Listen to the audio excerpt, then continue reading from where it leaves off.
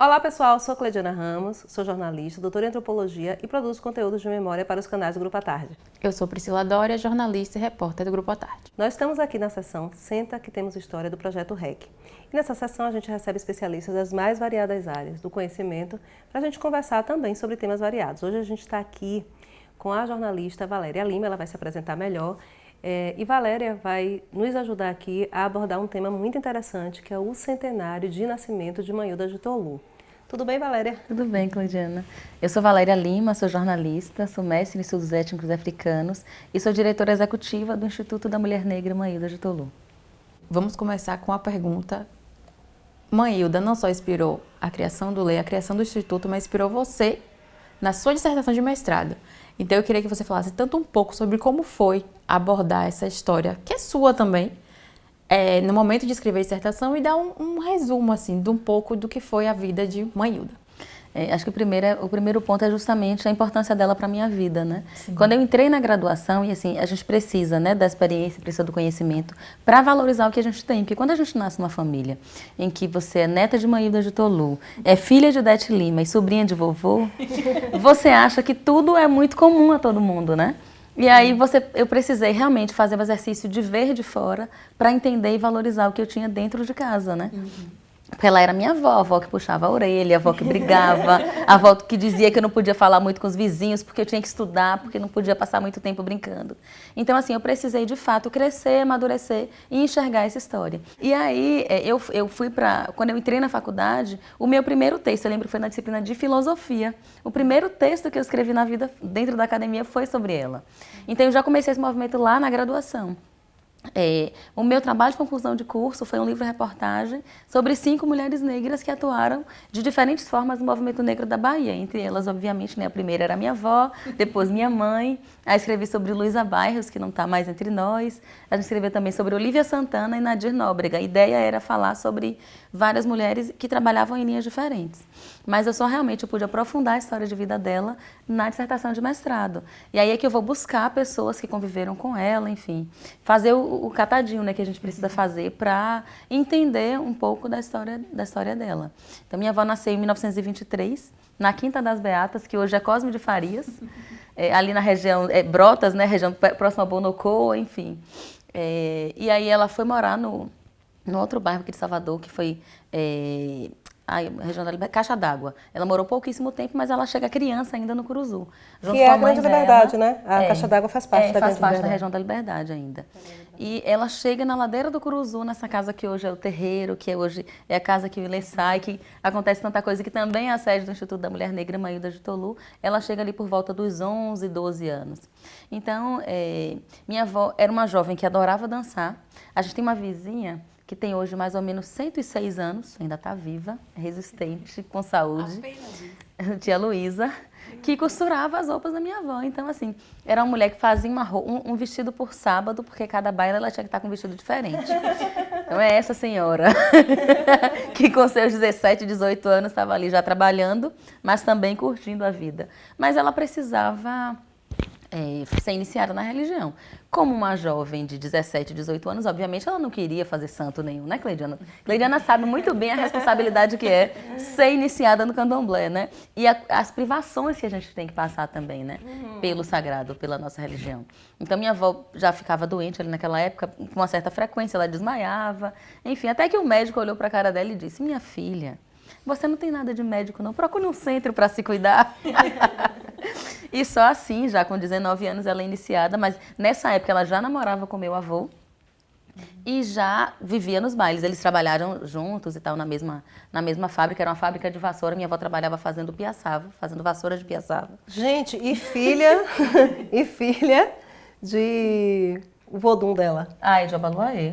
Pois é, né? De Azansul. Que tem a ver com palha. Pois é, né? tudo a ver. Coisa. Mas trabalhou uns anos nessa empresa e eles se conheceram nessa época. Ela foi fazer o santo e aí vem todo aquele processo, né, de privações, de vestir branco, enfim. Mas aí ela é iniciada no Angola, uma coisa bem interessante. Ela não é iniciada. Angola é uma das nações do candomblé, né? Aqui em Salvador a gente tem 3 nações que são mais presentes, que é o Queto, o Jeje e Angola. O Ijexá Em Ijexá também, mas a gente vê Ijexá, menos, né? A gente tem poucas casas de Ijexá aqui em Salvador.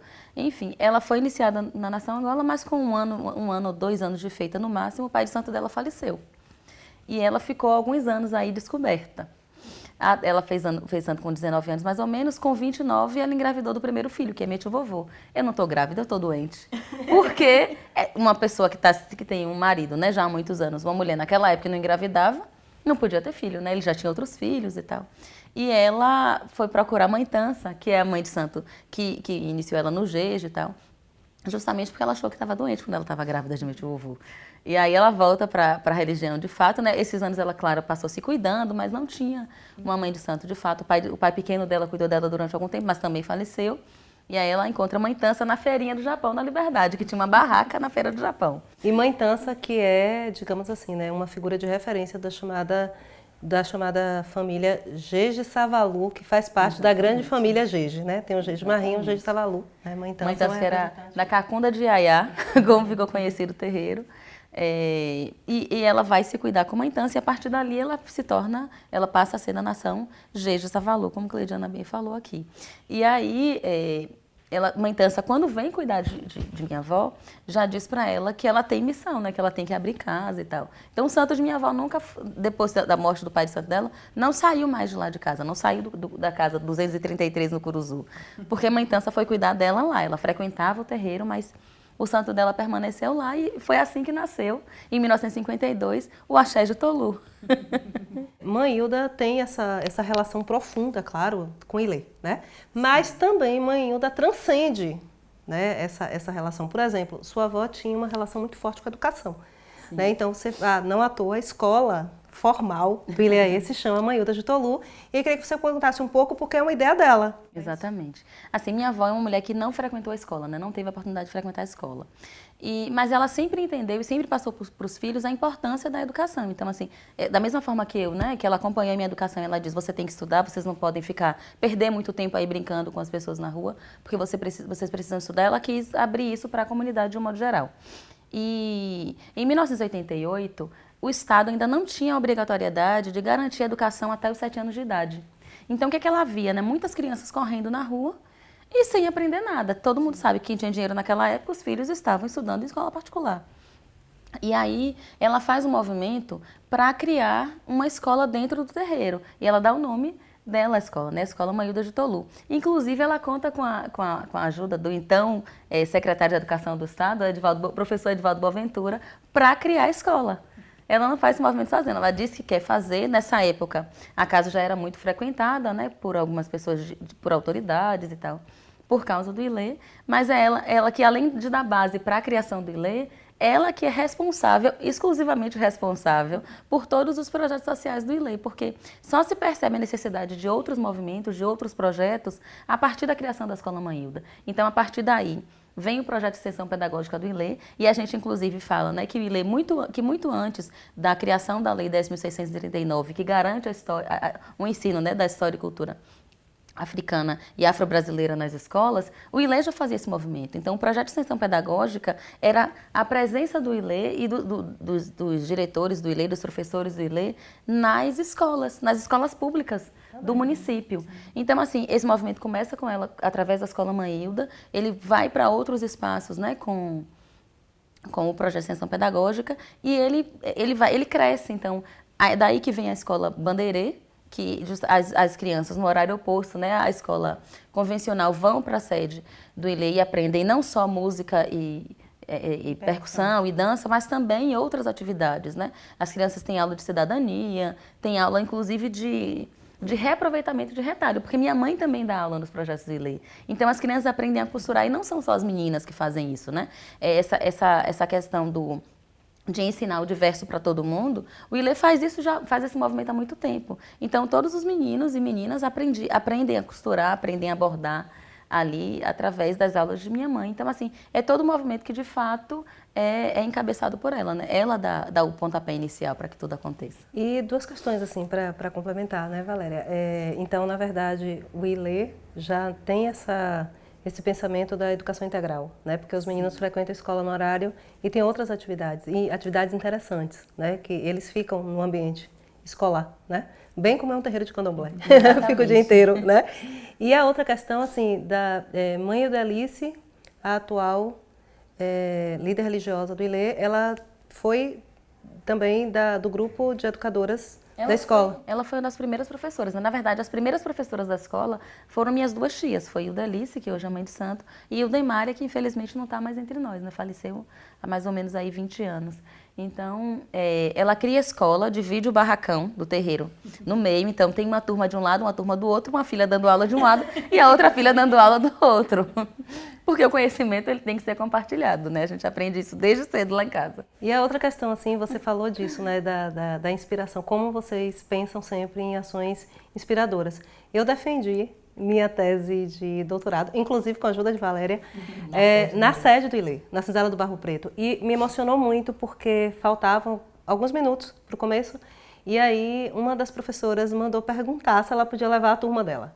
E eu falei, meu Deus do céu, isso é simplesmente fantástico. Então ela disse assim, porque para as crianças, né, vai ser inspirador ver, eles nunca viram, e as meninas e os meninos ficaram ali, né, tentando entender o que era aquela defesa, né, aquela defesa. Né? E foi uma tese sobre festa, né, as festas de verão. Então essa experiência diz muito sobre o que é o pensamento, né, educador inspirado por uma intelectual negra como Maílda, né? Eu acho que é bem interessante falar de representatividade, né? Muito antes da gente usar normalmente a palavra representatividade, o ILE entendeu isso, né?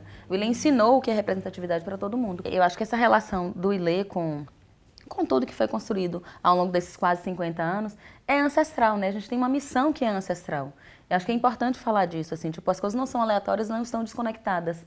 Então, a mulher negra que vem com uma missão tão grandiosa e traz uma família junto, e todo mundo entende que tem um papel social. Eu acho que a ideia é justamente multiplicar isso, né? Entender que todo mundo todo mundo tem um papel social, todo mundo é um pouquinho responsável. Se todo mundo fizer um movimento, se todo mundo fizer um pouquinho, a gente vai alcançar, de fato, né? A educação vai chegar para todo mundo vai entender que pode fazer algo, que pode construir algo. Principalmente quando a gente pega uma fala de minha avó, ela disse, né? Um dia eu vou ser respeitada, um dia as pessoas vão me conhecer. Vão ouvir o meu nome. Então, quando você fala, né, quando você empodera a minha voz e chama ela de intelectual, é muito importante para mim ouvir isso, né? Sim, ela é intelectual. Enquanto neta. E porque a gente tem a compreensão de que, de fato, a gente precisa passar pela escola para conseguir multiplicar conhecimento. E ela prova que não. Ela faz um movimento que faz com que todo mundo frequente a escola. Que todo mundo frequente a escola. E é uma intelectual que não vem da academia clássica, mas é isso, é exatamente essa capacidade de ter um pensamento, de fazer leituras outras. Né, que mesmo quem tem conhecimento muitas vezes está na caixinha que separa tudo e não compreende esse todo, e ela tem essa visão, né? Então é uma inteligência, né, como de várias outras dessas senhoras, né, que a gente tem que chamar assim, essas grandes senhoras do candomblé baiano, né? E deixando um legado, assim, através da família, o dela levou para vocês e vocês distribuem da mesma forma, trazendo as pessoas. Eu acho isso aí. E que é uma família para além da instituição, né? Isso que é interessante. Então, ela citar aqui mãe, tantas outras, mas citar também uma que tem uma atuação muito parecida nesse campo da educação, que é Eugênia Ana dos Santos, né? A fundadora do ILE Axé Upofonjá, que é conhecida como Mãe Aninha, né? Então, Mãe Aninha também, né? Vai lá fazer, quero ver né? meus filhos aos pés de Xangô com anel de doutor. Pois é. E quem tem anel no dedo tem que colocar os pés de Xangô, né? E depois essa escola também entra na rede formal e tem um projeto inspirador, né? Um projeto desenvolvido pela doutora em educação, Wanda Machado. Sim. Eu lembro muito durante o período, né, que eu estava escrevendo a dissertação, estava fazendo pesquisa, eu tive a oportunidade de conversar com algumas pessoas. Eu conversei com o professor Ordep. Sim, Ordep, certo. Então, eu conversei com o Ordep e com o Olímpio. E eles dois falando sobre ela é muito interessante, justamente por isso. Tipo, eles falam o quanto que ela é uma mulher à frente do tempo dela, né? Ela conseguiu, a partir da década de 70 e 80, dialogar com todo mundo. Era um momento que o movimento negro era muito dividido, né? O movimento negro existia politicamente, mas ele não dialogava com as religiões de matriz africana. E as religiões de matriz africana não dialogavam com os outros movimentos. Ou não era visto dessa forma, né? Hoje a gente fala os movimentos negros, né? Hoje a gente vê tudo como movimento, mas naquela época não. Até porque a gente está falando de um grupo de jovens. Eu acho que é importante frisar isso. Quando a gente fala, né, de um pouquinho de rivalidade entre grupos, a gente não leva em consideração a idade que as pessoas tinham quando os projetos foram concebidos. E meu tio-vovô tinha 19 anos, minha mãe tinha 18. Ou ele tinha 20, minha mãe 19. Então, a gente está falando de pessoas que estavam saindo da adolescência, entrando na fase adulta e já construindo algo grandioso. Acho que é importante falar disso, que as pessoas pensam, rivalidade, não, sempre vai existir, né? Um pouquinho de rivalidade. Quando você está construindo algo, você não sabe o que ele vai ser depois de 50 anos. Você não tem experiência. Não tem experiência, não tem referência. Da maturidade que eu estou dizendo. A maturidade da experiência. Exatamente. E tem poucas referências também, né? E aí, ela conseguia dialogar com todo mundo. Então, na década de 80, o Ilê, junto com minha avó, e o movimento negro sobe a Serra da Barriga para fazer os rituais fúnebres de Zumbi dos Palmares e criar fortalecer o 20 de novembro. Fortalecer o 20 de novembro e transformar o 20 de novembro no que é. Então, ela estava naquele momento também. Gente, isso é lindo e pouco dito, mas assim, o Ilê foi fazer os ritos fúnebres de Zumbi dos Palmares, uma homenagem a Zumbi dos Palmares na Serra da Barriga, onde Zumbi liderou, né, parte da história, porque o Palmares é anterior a ele, mas que liberou parte da história de Palmares e onde ele morreu, né, onde ele foi martirizado. Então, o Ilê foi lá fazer os ritos fúnebres, né, de Zumbi dos Palmares. Exatamente. Isso é muito importante. Junto com, na época, né, já a Fundação Palmares, enfim, eram muitas pessoas envolvidas nisso, mas ela é a mãe de santo que sobe, a primeira mãe de santo que sobe a Serra da Barriga para fazer isso. Hoje pouca gente sabe, né, pouca gente conhece essa história. Isso é muito interessante. Mas a gente tem fotos e a gente tem como provar isso. Ela junto com... E é importante dizer, as pessoas estavam lá, né, Abdias Nascimento, Lélia Gonzalez estava lá junto com ela. Tem imagens lindas, e é engraçado que eu descobri isso quando eu peguei disciplina com uma aluna especial no Pais Afro. A primeira imagem que eu vi de minha avó com a Abdias, eu disse, não, a história dela tão assim, eu não sabia.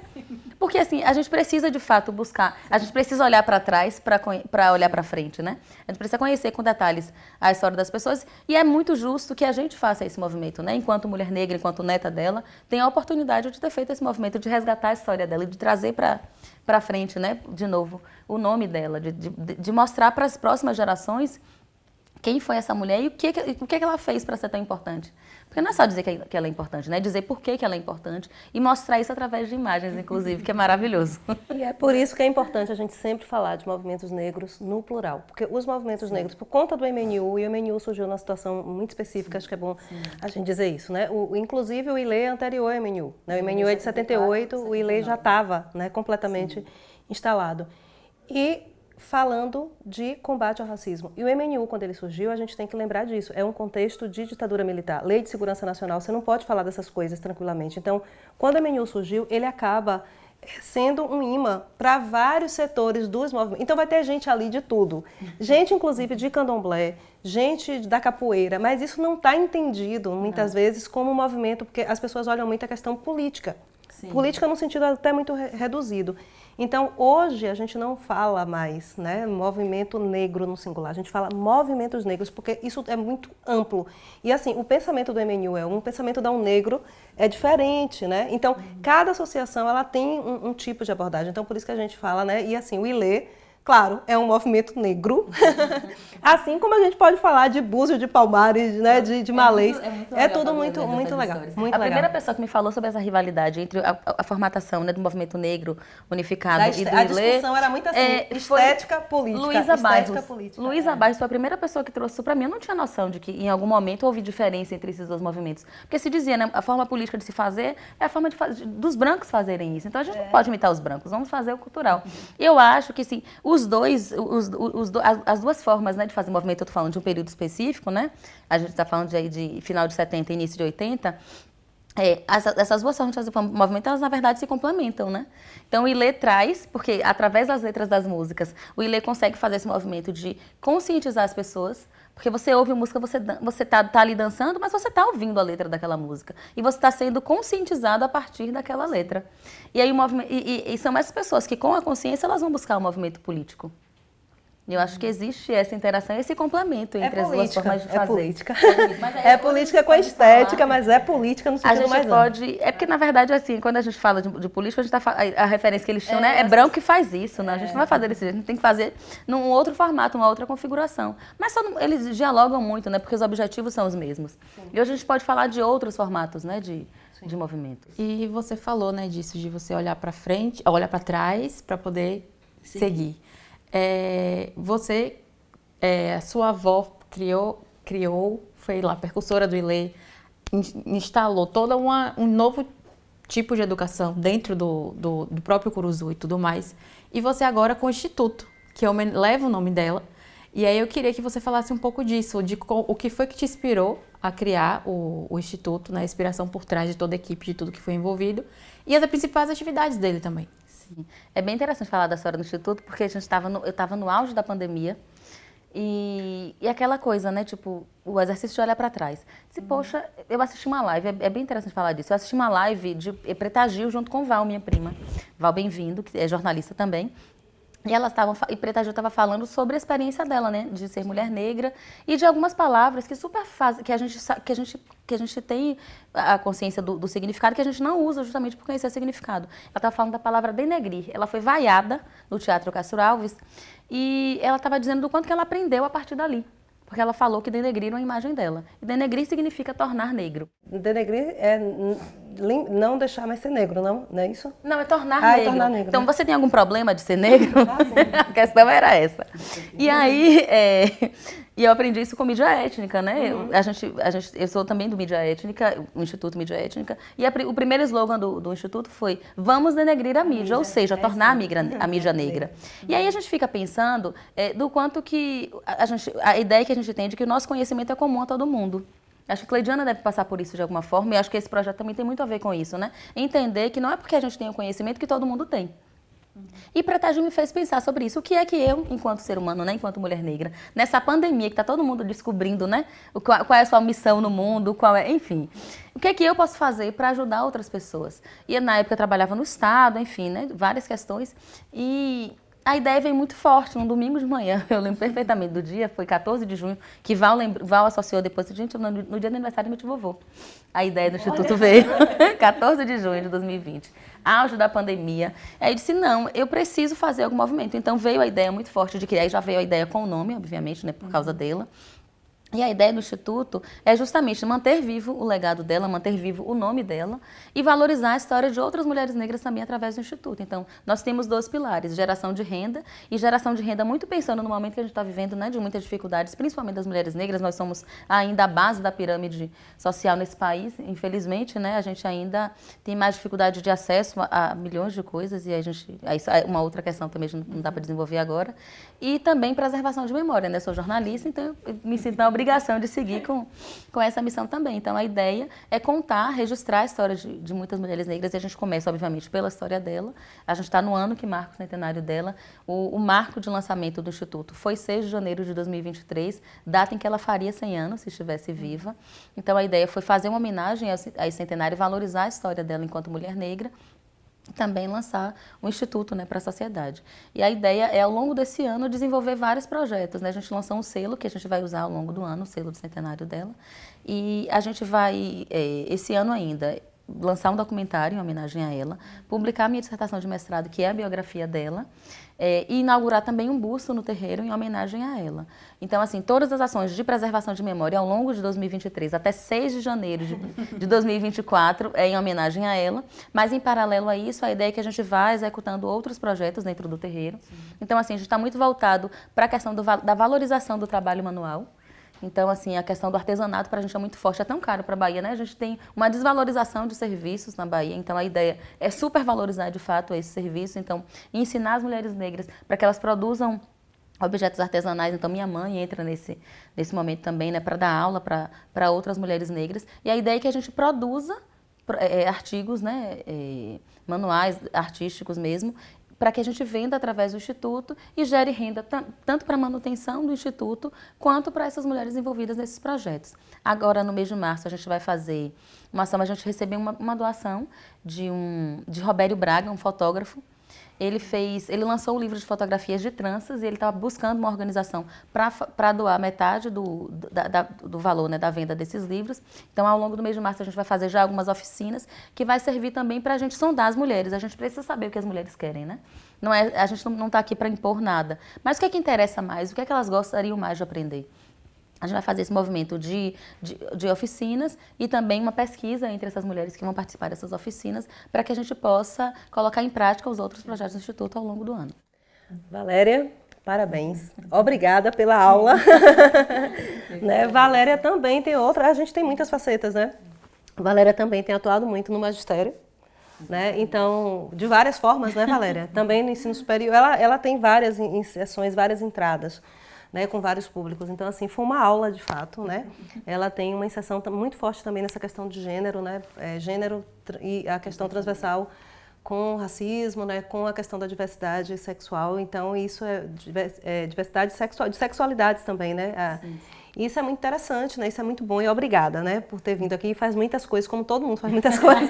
E ela encontrou um tempo, né, para vir aqui compartilhar com a gente. Então, Valéria, muito obrigada. Tá? Eu que agradeço o convite. Estou muito feliz de poder contar um pouco da história da minha avó para vocês aqui. Eu espero que muita gente tenha acesso, de fato, né, ao Vida e aos outros vidas de vocês, porque eu acho que todo projeto que olha para trás, né, eu acho que é importante a gente conhecer o nosso passado, para a gente valorizar esse passado e construir coisas ainda maiores a longo prazo, né? Eu espero ter contribuído de fato para o conhecimento de alguém, enfim. Muito obrigada pelo convite, Cleidiana. Fico muito feliz de poder estar ao lado de Cleidiana.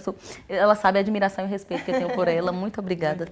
Também obrigada ao À Tarde pelo projeto. Parabéns ao À Tarde pelo projeto. Acho que toda forma de conhecimento é muito bem-vinda e precisa ser valorizada nesse país, né? Pois é, gente, aqui nos canais do Grupo À Tarde é assim, informação qualificada, então fiquem ligadas, fiquem ligados. Gente, muito obrigada e até a próxima.